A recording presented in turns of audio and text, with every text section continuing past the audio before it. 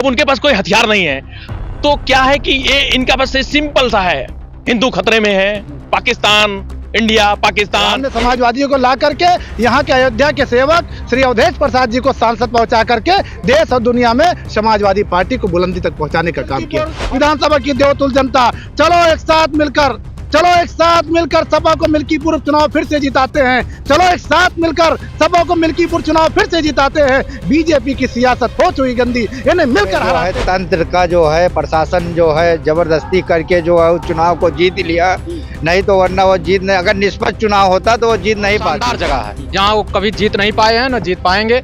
ये समाजवादी की धरती है और इसी में आजमाइश हो जाएगी। योगी जी 8 बार आ चुके हैं, अब की बार पता चल जाएगा कि ये मिल्कीपुर का खून क्या है। उनको अभी यहाँ के खून के बारे में नहीं पता है, क्रांतिकारी खून है। देख रहे हैं live TV express news channel.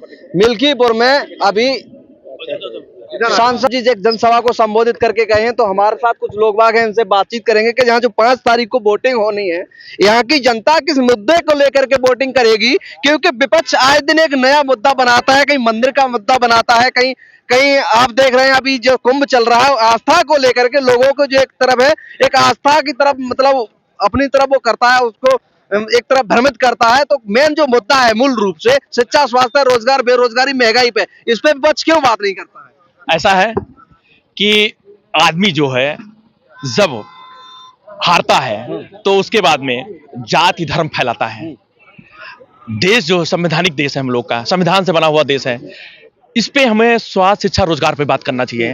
हमारी महंगाई कम होनी चाहिए, विदेशी कर्ज कम होने चाहिए, लेकिन वो दिन प्रतिदिन बढ़ रहा है। अब उनके पास कोई हथियार नहीं है, तो क्या है कि ये इनका बस सिंपल सा है, हिंदू खतरे में है, पाकिस्तान, इंडिया, पाकिस्तान, यही मुद्दे हैं। कहीं कुंभ की तरफ भ्रम फैला देंगे। ठीक है, कुंभ क्या इसी भाजपा सरकार में सिर्फ कुंभ हो रहा है? इससे पहले कुंभ नहीं हुआ है।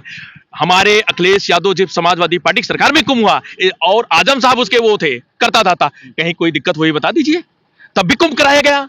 एक मुसलमान की जिम्मेदारी। हम लोग समाजवादी लोग हैं, हम लोग भी जात धर्म से जुड़े लोग हैं। कई धर्म की बात होती है, हम लोग भी फैसले अच्छे लेते हैं धर्म के पीछे में। हम लोग चाहते हैं कोई धर्म हो, चाहे हिंदू हो चाहे मुसलमान, उसका धर्म है, उसका सम्मान हो, चाहे हमारे हिंदू धर्म का सम्मान हो जाए। हम लोग समाजवादी लोग सबका सम्मान करते हैं, लेकिन ये भारतीय जनता पार्टी जो है जात धर्म का राजनीति करती है। सिर्फ हम लोग उसका सम्मान करते हैं, राजनीति करते हैं। हिंदू को मुसलमान से हिंदू लड़ाने का काम करते हैं और खुद की अपनी बहन बेटी उनके घर में शादी करते हैं। ठीक है, हम तो कहते हैं बहुत अच्छा है फैलाइए, लेकिन ये भ्रम फैलाते हैं, हमारे कार्यकर्ताओं को गुमराह करते हैं, ऐसे भ्रम फैलाते हैं। ये कोई अच्छी चीज नहीं है। ये न रोजगार पे बात करेंगे, ना स्वास्थ्य पे बात करेंगे, ना शिक्षा बात करेंगे, किसी चीज पे बात नहीं कर सकते। कोई फैसला नहीं इनके पास, कोई बात करने के वो नहीं है, बस ये लोग गुमराह करेंगे। इसलिए समाजवादी पार्टी की सरकार में समाजवादी पेंशन, एम्बुलेंस, लैपटॉप, किसान, कितने प्रकार की योजनाएं चलाई गई, लेकिन इसी सरकार में सारे जो योजनाएं हैं वो धरातल पे चली गई हैं, कुछ बचा नहीं इनके पास। कि वो पूरे देश में एक मुद्दा बनाया गया था कि गाना तक चलाया गया, तो उस मुद्दे को बहुत उठाया गया था कि जो राम को लाए हम उनको लाएंगे, लेकिन अयोध्या वालों ने कहीं ना कहीं वो एकदम उनको नकार दिया। क्या कारण रहा जो अयोध्या वासियों ने नकार दिया? पूरे देश में ये मुद्दा चला, लेकिन अयोध्या वाले कितने समझदार व्यक्ति हैं जो उन्होंने इस चीज को नकार दिया? ये बताइए, ईश्वर अल्लाह राम को ही माना गया, मान लीजिए, तो राम को हम लाएंगे कि राम हमको लाएंगे? राम तो हम लोग को लेकर आए हैं ना, हम भगवान तो हो नहीं गए। और उन्होंने वो नारा दी, वो गाना भी गाया, जो राम को लाए हम उनको लाएंगे। तो राम ने जिसको लाया था, और राम ने समाजवादियों को ले आए। राम ने समाजवादियों को ला करके यहाँ के अयोध्या के सेवक श्री अवधेश प्रसाद जी को सांसद पहुंचा करके देश और दुनिया में समाजवादी पार्टी को बुलंदी तक पहुंचाने का काम किया। और 37 सीट समाजवादी पार्टी हमारी सिंबल पे जीती, और टोटल मिला के सपा और कांग्रेस इंडिया गठबंधन के 42 सीट हम लोग कांग्रेस लोकसभा में पहुंचने का काम किया।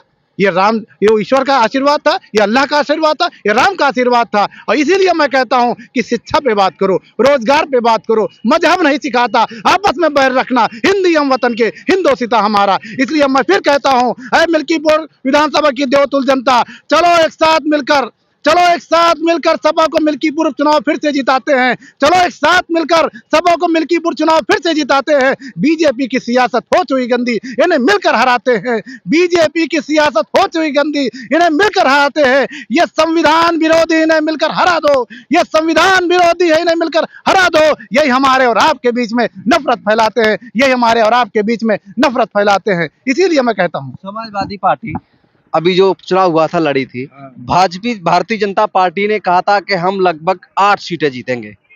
7 सीटें भारतीय जनता पार्टी जीत गई है। अब दावा कर रही है वो 8वीं सीट मिल्कीपुर होने वाली है। समाजवादी पार्टी जो 8-7 सीट हारी है, उसमें जो है तंत्र का जो है प्रशासन जो है जबरदस्ती करके जो है उस चुनाव को जीत लिया। नहीं तो वरना वो जीत नहीं, अगर निष्पक्ष चुनाव होता तो वो जीत नहीं पाती। वो छल बल के साथ जो है वो चुनाव जीती है। और यहाँ जो है बाबूजी की मिशन चीज की धरती है। यहाँ पे बाबू मिशन जी आनंद से उनके लायक बेटे हैं। वो जिस तरफ चल हवा वो बोल दे कहने की इधर रहना है तो सारी जनता उनके तरफ घूम जाती है। यहाँ से कितना भी वो छल बल का प्रशासन का मुकदमा लगाए और उसके बाद भी जो है अजीत प्रसाद को यहाँ पे 50,000 वोटों से जनता चुनने का काम करेगी। यहाँ पे एक चीज साइलेंट वोट है और वो जनता बोल नहीं रही है। जनता ने कि जब अंदर घुसेगी तो वो साइकिल पर ही वोट देगी और यहाँ से 50,000 वोट से वो जीतेंगे। इधर भी भाई साहब इनसे भी बातचीत कर लेते हैं।